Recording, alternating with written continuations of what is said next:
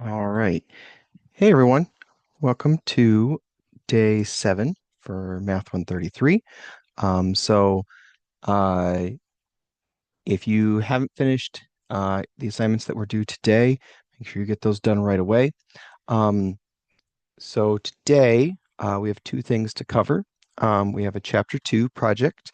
So, very similar to the Chapter 2 projects that we've done so far. You guys are getting to be experts at this, okay? So, um, we're going to work on that one probably in groups. And then we also have a cumulative review. So our first cumulative review, and there's three. So you can see on my screen, we're going to do another one on Monday, and then cumulative review number 3 on Wednesday next week. And then after that, we have the sample midterm, and then on Wednesday, June 25th, we're going to be taking the midterm. Okay. So these cumulative reviews are going to cover several chapters. Okay. So today's cumulative review covers chapters 1 through 3. Next time will be 1 through 4, and then this one will be 1 through 5. So the midterm is going to cover chapters 1 through 5.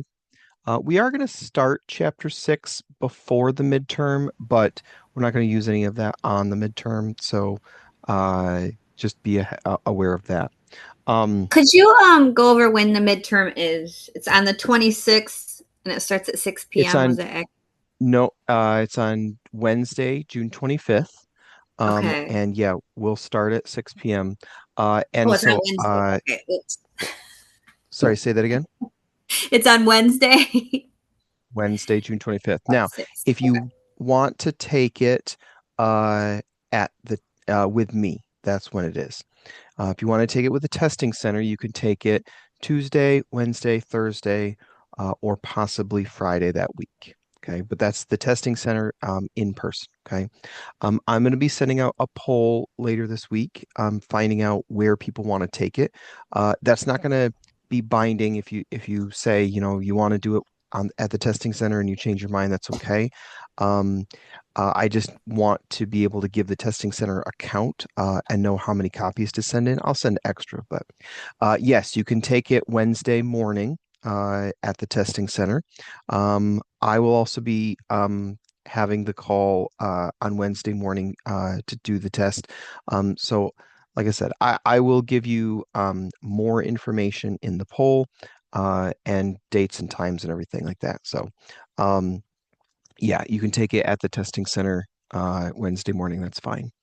Um, Today, though, we're going to be covering cumulative review. We've learned what cumulative frequency is. Cumulative frequency is everything up to that point. So it's everything at that class or below. So cumulative review, it's everything up to chapter 3 and below. Okay. Um, and we do have our first section for chapter 5 in our lecture notes that's assigned. So make sure you watch those. And as I said, the exam will go up through chapter 5. So you'll want to make sure you have that. Okay. Um, for grading, I've graded the two worksheets that we've done so far, the chapter 2 review and the chapter 3 review. I've graded a lot of our projects. I haven't gotten through everything, but you should see those grades reflected. Okay. So, yeah.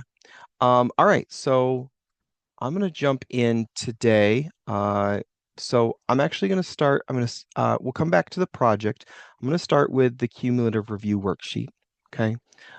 So if I click on that and uh, this is actually in your course pack. So let's pull out our course pack page 373. But I am also going to click on it in Canvas because the data set is in StatCrunch. And so I want to click on the cumulative review worksheet number 1 in Canvas and then click on this link because that's going to bring me over here to StatCrunch. And then make sure you sign in or register. And it should bring you here. Okay. Um, yeah, I think it's because I'm not signed in.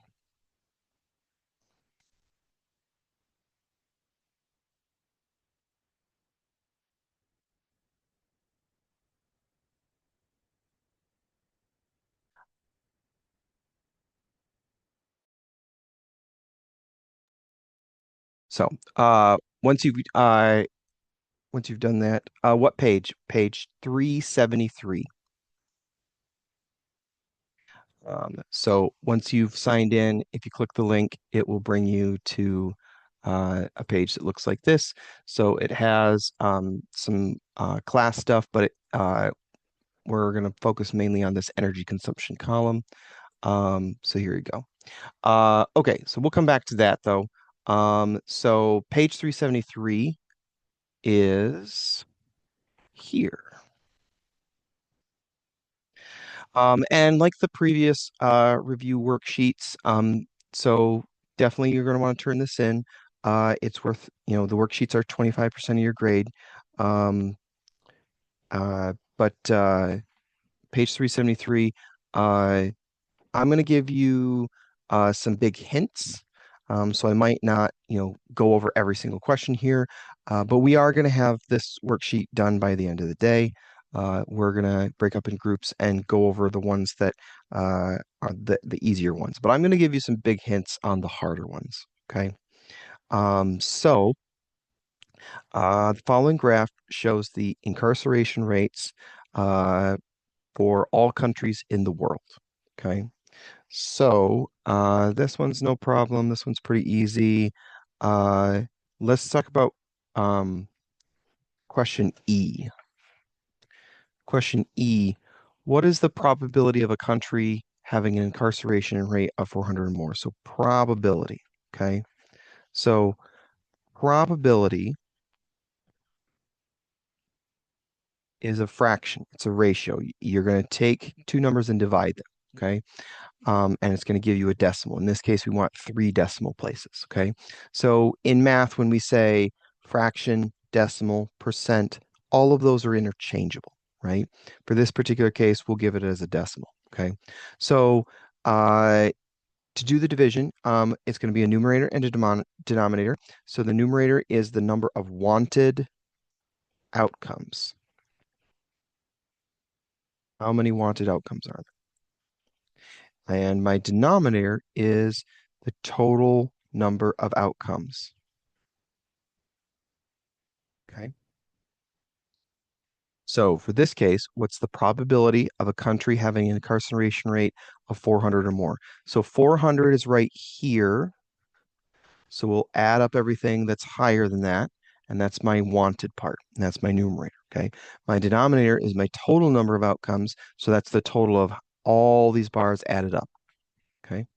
That'll give me my probability. All right. Part F, the US is in the 98th percentile for incarceration rates of countries worldwide. Interpret what this means in the context of the situation. Okay. So percentiles take your data and break it up into 100 different groups. So just like this histogram here, this histogram takes our data and splits it up into 12 groups. Okay. Here's group 1, 2, 3, 4, 5, 6, and so on. Okay. If I had percentiles, it would be the same thing, except I'd always have 100 bars, no matter what data set I'm looking at. That's what percentiles do. The same thing with quartiles. Quartiles take my data and split it into four parts. Okay. So if I did a histogram with quartiles, I would always have four bars. Okay. So the 98th percentile means that the US would be in the 98th bar, 98th. So second to last. Okay. So this would be from 99 to 100. This would be from 98 to 99. Okay. So US might be in there with multiple countries, so it might be tied for incarceration rates, but it's going to be tied with people in that group. All these other categories are below it.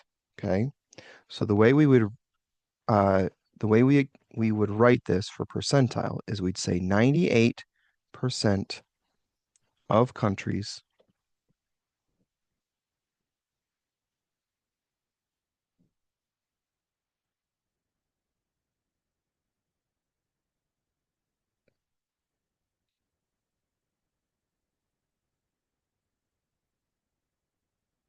Okay, you guys can't see that. 98% of countries worldwide have incarceration rates that are less than or equal to the US. Okay. Less than being, all those bars below, and equal to, it is possible that someone can be in the same bar, in the same class, in the same bin as the US, right? So that's what I would write. 98% of countries worldwide have incarceration rates less than or equal to the US. So in the land of the free, we have very few free people. So anyway, okay, that's that for that page. Let's look at page 2.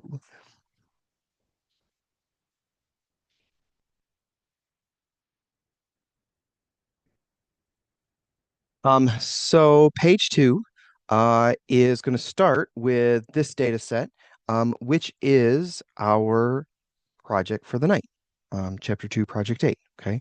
And then we have a couple questions below that. So uh, when we jump into groups, we could pause where we're at, and then go to the chapter 2, project 8. That's going to bring you to the instructions. Same instructions that you've seen before.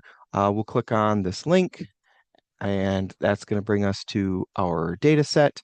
Make sure you make a copy, and then fill in everything. By the way, as you're filling this in, make sure that you include the formulas for midpoints, okay? Not just the numbers, okay? I want to see the formulas in there, okay? So once you've done that, though, we can come back over here to um, page 2. Actually, there's one thing I missed on page 1, and that's name. Uh, I know it's dumb, but it really helps me with grading if you include your name on the worksheets, and that's because sometimes I have to download them and grade them because of my, maybe things are running slow on my internet connection. And if you don't have the name there, I have to go off of what the file name is. So I'm pretty sure I gave everyone the right grade, but if you didn't have a name on your worksheet and you scored low, then you can, double check with me, make sure I graded the right one. So, um, okay, but jumping back over here to page 2, page 374, actually, page 374. Once we've filled in all the numbers here, we're going to do a couple of questions. Most of these, that one's pretty easy. You guys can do that one. Definitely can do that one. Uh, so question F, what is the probability that a random country has less than 44.9? So again, probability is wanted outcomes divided by the total, okay? So in this case, what I want is I'm going to add up everything that's at 44.9 or less, okay? And then I divide by my total, whatever the total number is, okay? And that's going to give you it as a decimal. Um, okay. Uh, so treating this distribution as a population, find the mean and the unadjusted standard deviation. Okay. Now, for this data set, I have these groups, and then I have my frequencies, okay? That means that there's one country that has speeds between 120 and 134.9. I don't actually know what that speed is. It could be 121, it could be 134. I don't know what it is. Since I don't have that, I don't have the raw data. Okay. An example of a situation where what we would have the raw data is where you have the actual numbers in a single list. Okay. I have frequencies. Okay. So in that case, on page 232, in our course back 232, there's a couple of different ways that we talk about how to find standard deviation. We are going to use method 2. Okay. Page 232 in your course pack is the yellow exam packet. Okay. The exam notes that you can use on the exam. You can't write on this packet. Okay. If you need to write, you are going to be able to write a front and back on a piece of paper, whatever instructions you need. But on page 232, if we had the raw data, we could do this, okay? We have a frequency distribution, so we're going to go to stat, summary stats, grouped binned, okay? And so we've already gone to StatCrunch, okay? And I've already got my classes here. I already have my frequencies here. So all I need to do is fill in my midpoints, okay? So you can copy and paste those here, and then do stat, summary stats, grouped binned data, okay?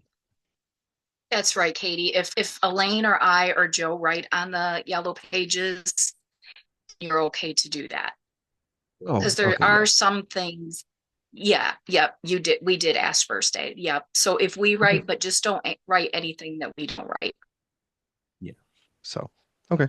Yeah, so yeah, follow whatever Cindy and Elaine say. They've been teaching this class way longer than I have. I You're good. apologize. Joe, it's really just Alana that makes that rule that you Mm, can't write on mm, it. And of course she okay. made it. So she can write that on there. But all Okay. of the other instructors have to just write on there. Oh, okay. So we can write whatever we want on here. So uh, I'm gonna write a note to myself for exam day. There we go. You got this. Okay. That's for And you Joe, guys. when you send over the test lab, can you let them know as well that their yellow page can be written on, just so that sometimes they'll ask to see their yellow pages at the testing center. I know a few of them say, but most of them don't, but they'll say if they see that. So I hope Joe Um, just didn't get booted off. And no, not yet, but I got a message that my oh, bandwidth not is low. yet. So Yeah. All right. I'm going to turn off my video then too so that I don't. But that would be helpful if you can just let me know at the testing center. I will do that. All right, Perfect. great. So jumping back here to uh the course pack, page 374. Yeah, if I get booted off, then you guys are gonna work on these other questions that I'm leaving behind. So you guys can start on those without me. Anyway, uh we talked about this one, so I think we're good there. Interpret these values in the context of the situation. So make sure you include the units. What this sentence means, interpret these values in the context of the situation. When we're talking about mean and standard deviation, we're going to use page 231, and we're going to use the give or take script. Okay. So what that means is on page 231, same yellow packet, it says we expect, in this case, the variable is mobile internet speed. We expect the internet speed to be, you know, 5 megabits per second, give or take 2 megabits per second. And you need to include the units, okay? So make sure you include the units. All right. That's page 2. Okay, so let's look at page 3 now. Question number 3, page 275. The following data shows the energy consumption for random samples of countries. We're all about countries today, countries in the world. So find all of this stuff, mean, median, mode. There's formulas for these, right? Min, max. But we can do all this in StatCrunch. So the good news is if you went to the cumulative review and you clicked on the cumulative review for today and clicked on the link that takes you to StatCrunch, it's going to bring you here. And we have the energy consumption in this column right here. Okay. So we can use stat, summary stats, columns, and then that'll give us, and then we'll be able to select all of those different measures. Okay. So you guys can do that. Lower fence, upper fence, you guys got that. I will give you uh, I will give you two of the answers though.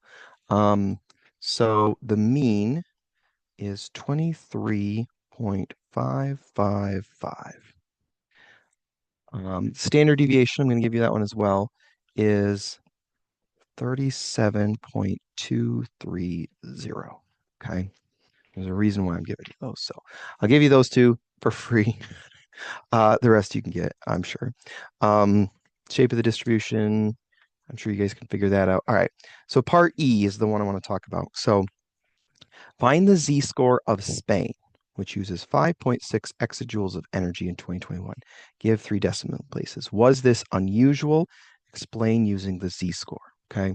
So z-score has a formula, and it's data minus the mean divided by standard deviation. Okay. Now, when you type this into StatCrunch, or not StatCrunch, I'm sorry, Desmos, you're probably going to need parentheses around the top and bottom, okay? Or probably just around the top. Every fraction has invisible parentheses around the top and bottom. You know they're there. Desmos or your calculator do not, so you're going to need those. But this formula, by the way, data minus mean over standard deviation, is also on your yellow packet for z-scores, page 231.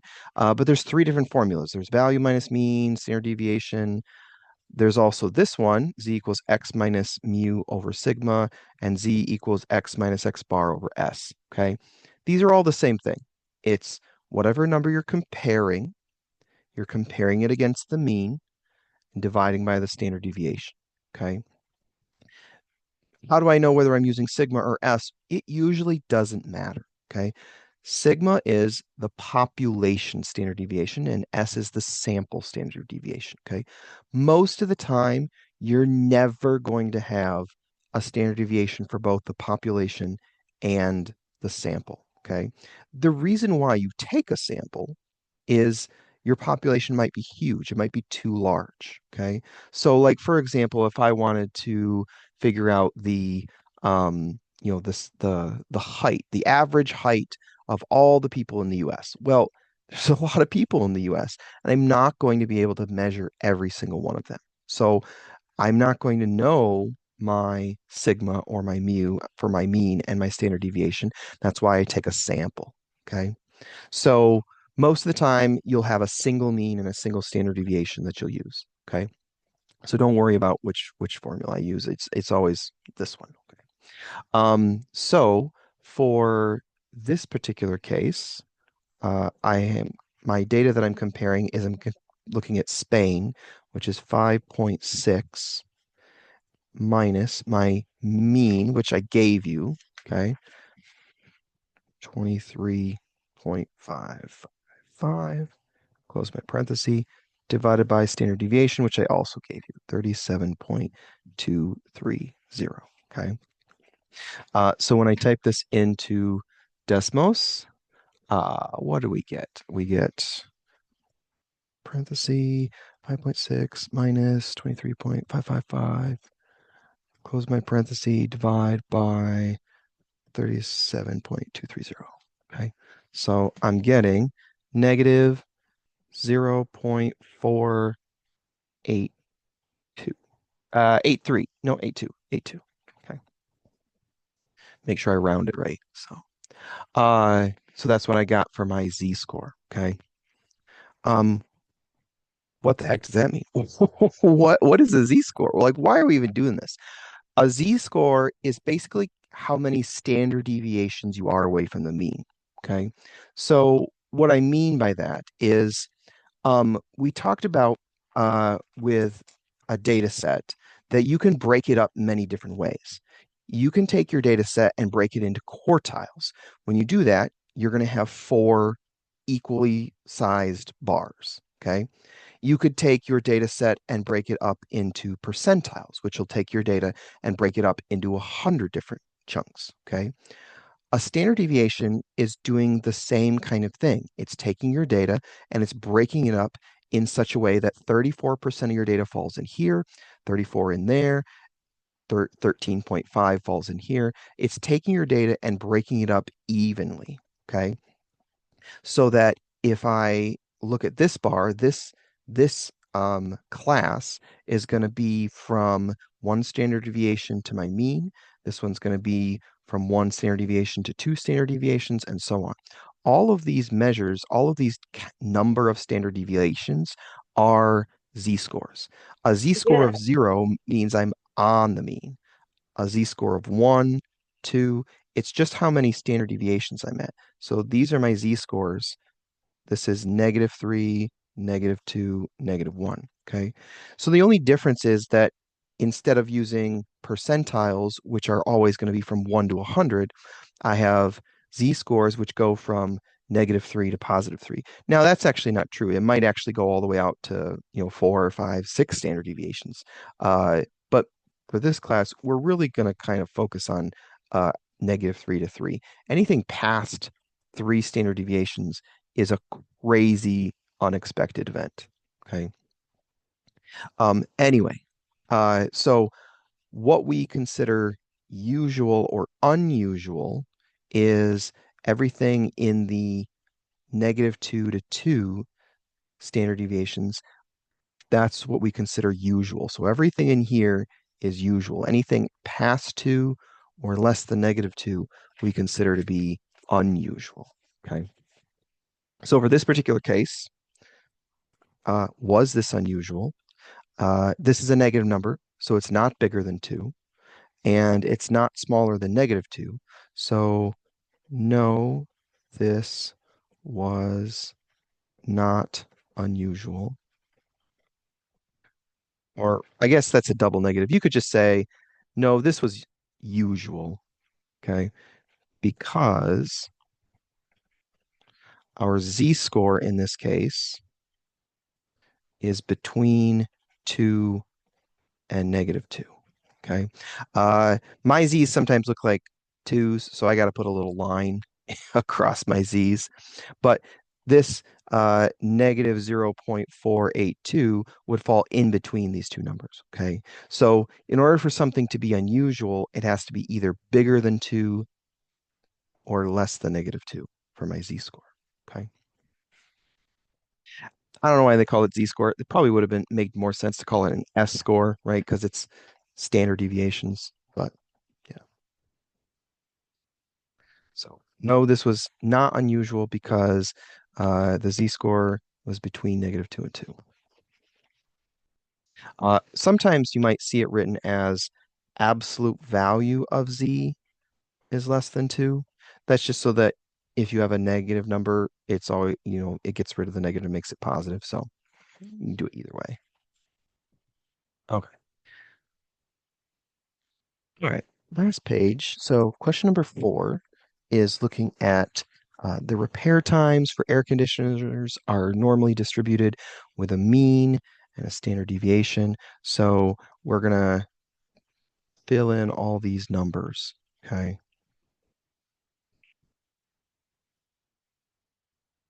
Try to make them even. Okay. And these numbers, by the way, are always going to be the same. 34%, 34%, 13.5%, 2.35%. These are always going to be the same, right?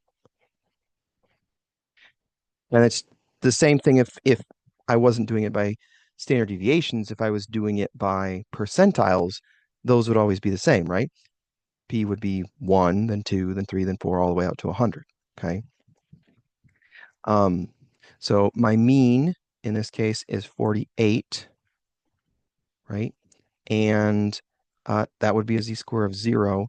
If I did a z-score of 1, I would basically go up by 1 standard deviation. So if I go up by 11, that's me at 59, go up by another 11, and so on. Okay, I'll let you guys fill in everything. But so those numbers down here will change, but these percents will always be the same. All right, so let's see. So that one you guys should be able to do. Okay, well actually let's finish filling these in. So if I go down by 11, I'd be at 37 and then 27 6, and 15.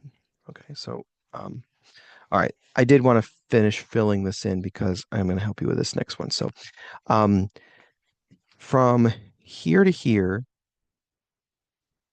this is 2 standard deviations, right? Here's 0, a z-score of 0, then 1, then 2, -1, then -2. Anything in between here and here is considered usual, okay? So anything past 2 is unusual, and you don't need to fill in the unusual or not. This is just to help you guys out. Unusual, okay? If it's less than -2. This in here is 95%, okay? Why do we use 95% as usual? Why is it not 1 standard deviation or 3 standard deviation? And the answer is, it just that's how we like it. That's that's how statisticians it feels good for us. Um, there are times where you might actually need to widen that or even, narrow it. But just general convention is we say that anything in the top 5%, you know, is unusual. So that's just a rule of thumb. Um, it's just a convention that we use. Okay. It's not, it depends on your problem. So if we were looking at 95% of air conditioning times, I would go from this spot to this spot. Now, I'm not. Sometimes you need to be more accurate. Like if this was not looking at repair times for air conditioners, which, if I'm off by 5%, no big deal. If I was looking at like positive or negative COVID tests, those need to be much more accurate, or at least they should be. Okay. If I was looking at like a cancer diagnosis, I don't want to be 95% accurate if I can avoid it. If I can get more accurate, that's better. Okay. So in this case, I might need to go to 99.7. 99.7 would be 3 standard deviations out. So from here to here is 99.7. Okay. So in this case, it's from 15 to 81. Okay. So if I was to add all these percents up, I would get 99.7.